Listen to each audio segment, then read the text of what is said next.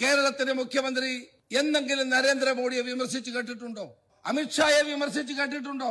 നരേന്ദ്രമോദിക്കെതിരായി ഈ സഭയിലോ പുറത്തോ ഒരു വാക്ക് സംസാരിക്കാൻ തയ്യാറാകുന്നുണ്ടോ? മോദിയോട് ഒരു കാര്യമേ പറയാനുള്ളൂ. തെരഞ്ഞെടുപ്പ് ചട്ടം എല്ലാവർക്കും ബാധകമാണ്. അത് പ്രധാനമന്ത്രിക്കും ബാധകമാണ്. കേരളത്തിൽ വന്ന് തീർത്ഥാടകർ എന്ന് മാത്രം പറഞ്ഞു, തീർത്ഥാടന കേന്ദ്രം എന്ന് മാത്രം പറഞ്ഞ് തൊട്ടപ്പുറം മംഗലാപുരം അവിടെ പോയി നേരെ ശബരിമലയെയും അയ്യപ്പനെയും എല്ലാം എടുത്തു പറഞ്ഞ് കേരളത്തെ അപമാനിക്കാൻ പുറപ്പെടുന്നത് മാന്യതയല്ല. ആ സ്ഥാനത്തിരിക്കുമ്പോ ആ മാന്യത പുലർത്താനുള്ള ആർജവം കാണിക്കണം എന്നാണ് മോദിയോട് ഞങ്ങൾക്ക് പറയാനുള്ളത്. ഇവിടെ പശുവിന്റെ പേരിൽ കൊലപാതകങ്ങൾ നടന്നു. വീട്ടിലെ അടുക്കളയിൽ സൂക്ഷിച്ച ഭക്ഷണത്തിന്റെ പേരിൽ കൊലപാതകങ്ങൾ നടന്നു. രാജ്യമാകെ അതിനെ അപലപിച്ചു. ഏതെങ്കിലും ഘട്ടത്തിൽ നിങ്ങളുടെ നാക്ക് അനങ്ങിയോ? ഈ രാജ്യത്തിന്റെ പ്രധാനമന്ത്രി എന്ന നിലക്ക് ആ അക്രമികൾക്കെതിരെ അക്ഷരം നിങ്ങൾ സംസാരിച്ചു? നിങ്ങൾക്കോ നിങ്ങളുടെ കൂടെയുള്ള ഭരണാധികാരികൾക്കോ എന്തുകൊണ്ടാണ് അങ്ങനെ ഒരു നിലപാട് സ്വീകരിക്കാൻ കഴിയാതിരുന്നത്? നിങ്ങള് രാജ്യത്തിന്റെ ഭരണഘടനയെ മാനിക്കുന്നില്ല. മതനിരപേക്ഷത ഇവിടെ ഉണ്ടാകരുത് എന്നാണ് നിങ്ങൾ ആഗ്രഹിക്കുന്നത്. അമിത്ഷാ കേരളത്തിൽ വന്ന് ഒരു പ്രഖ്യാപനം, സർക്കാരിനെ വലിച്ചിട്ട് താഴെ കളിയല്ല. അതിനൊന്നുള്ള ശേഷി ആ തടിക്കുണ്ട് തോന്നുന്നത്. അതിന് ഈ തടി പോരാ. പിന്നെ അമിത്ഷാ അതൊക്കെ അങ്ങ് ഗുജറാത്തിലും മറ്റും പ്രയോഗിച്ചാണ്. വിവിധ സ്ഥലങ്ങളിലുള്ള പഴയ RSSകാരായ ഇപ്പോഴത്തെ വിവിധ സ്ഥാനങ്ങളിലിരിക്കുന്ന അവര് മുഖ്യമന്ത്രി കസേരയിലാകാം, കേന്ദ്രമന്ത്രി സ്ഥാനത്താകാം, മറ്റു പല സ്ഥാനത്തുമാകാം.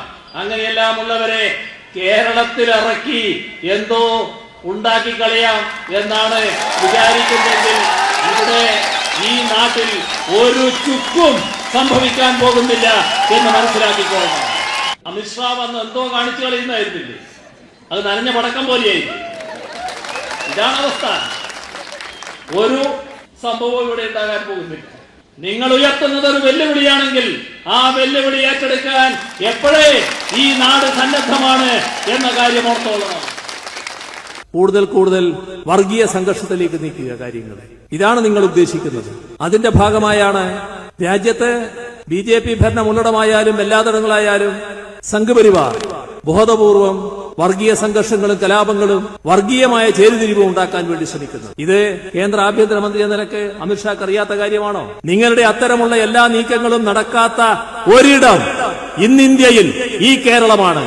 നമ്മുടെ പ്രധാനമന്ത്രി ഡൽഹിയിൽ ഒരു ക്രൈസ്തവ ദേവാലയത്തിൽ പോയി ഷൂ അഴിച്ചു വെച്ചാണ് അകത്തേക്ക് കടന്നത്. വലിയ ആദരവോടെയാണ് അകത്തേക്ക് കടന്നത്. അത് കേൾക്കുമ്പോൾ അവിടെ ഇരുന്ന എനിക്ക് ദീപികയുടെ മുഖപ്രസംഗമാണ് എന്താണ് വടക്കേ ഇന്ത്യയിലെ സ്ഥിതി എന്ന്, ഏത് തരത്തിലുള്ള ആക്രമണങ്ങളാണ് നടക്കുന്നത് എന്ന്. ആക്രമണങ്ങൾ നടക്കുമ്പോൾ അതിനെതിരെ ഏതെങ്കിലും തരത്തിലുള്ള ശക്തമായ നടപടി സ്വീകരിക്കാൻ തയ്യാറാകുന്നില്ല എന്നത് ക്രൈസ്തവ സമൂഹത്തെ ആകെ വേദനിപ്പിക്കുന്ന സ്ഥിതി വരുന്നു. ഇവിടെ അരമനയിൽ കയറിയതുകൊണ്ടോ അവരുടെ മുന്നിൽ കേക്ക് വെച്ച് നീട്ടിയതുകൊണ്ടോ അത് ഇതിനൊന്നും പരിഹാരമല്ല. കേരളത്തിൽ തെറ്റ് ചെയ്താൽ മുഖം നോക്കാതെ നടപടി ഉണ്ടാവും. നിങ്ങള് രാജ്യം ഭരിക്കുന്ന കക്ഷിയുടെ പ്രധാനികളാണ്. അപ്പൊ ഞങ്ങൾ എന്ത് അക്രമ പ്രവർത്തനവും ഗൂണ്ടാ പ്രവർത്തനവും നടത്തിയാൽ അതെല്ലാം സൽപ്രവൃത്തിയായി കണക്കാക്കിക്കൊള്ളണം എന്ന് പറഞ്ഞാൽ അത് കേരളത്തിൽ ചെലവാകി. നിങ്ങൾ ആക്രമണം നടത്തിയാൽ അക്രമികൾ എന്ന നിലക്ക് കേസുണ്ടാവും. നരേന്ദ്രമോദി പരാമർശിച്ച സ്ഥാനാർത്ഥി, അദ്ദേഹം സ്ഥാനാർത്ഥിയായതിനു ശേഷം വന്ന കേസല്ല. സ്ഥാനാർത്ഥിയാകുന്നതിന് മുൻപ് അദ്ദേഹം ചെയ്ത RSS കാണുന്ന സൽപ്രവൃത്തിയുണ്ട്. ആ സൽപ്രവൃത്തി ശബരിമല ഭക്തരെ ആക്രമിച്ചതായിരുന്നു, തേങ്ങ കൊണ്ടടക്കം അടിച്ചതായിരുന്നു. അത് RSSന്റെ കണ്ണിൽ സൽപ്രവൃത്തിയാകാം, പക്ഷെ കേരളത്തിന്റെ കണ്ണിൽ അത് സൽപ്രവൃത്തിയല്ല. നിങ്ങൾ ശബരിമല തീർത്ഥാടകരെ ആക്രമിക്കാൻ ആളെ വിട്ടു. നിങ്ങൾ കാണിച്ച ഇരട്ട താപ്പ് എന്തായിരുന്നു മോദി?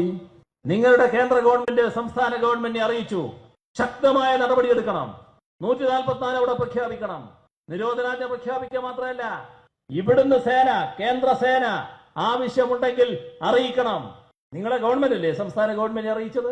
ഇതൊക്കെ പ്രധാനമന്ത്രി എന്നയാൾക്ക് പറയേണ്ട മറുപടി അല്ല, മറ്റൊരു തരത്തിലാണ് പറയേണ്ടത്. പക്ഷെ ആ പ്രധാനമന്ത്രി സ്ഥാനത്തോടൊരു ബഹുമാനം കാണിക്കണല്ലോ. അതുകൊണ്ട് ആ അർഹിക്കുന്ന രീതിയിലുള്ള വാക്കുകൾ ഉപയോഗിക്കാൻ ഞാൻ മടിക്കുകയാണ്.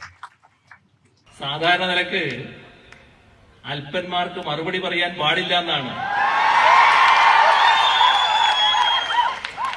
പിന്നെ ഇത്തരം കാര്യങ്ങള് വലിയ കാര്യമാണ് എന്ന് ധരിച്ച് നടക്കുന്ന കുറച്ചു പേര് അദ്ദേഹത്തിന്റെ ബില്ലിൽ അണിനിരന്നിട്ടുണ്ടെന്നുള്ളതുകൊണ്ടാണ് അവർ കൂടി മനസ്സിലാക്കാനാണ് ഇക്കാര്യം പറയുന്നത്.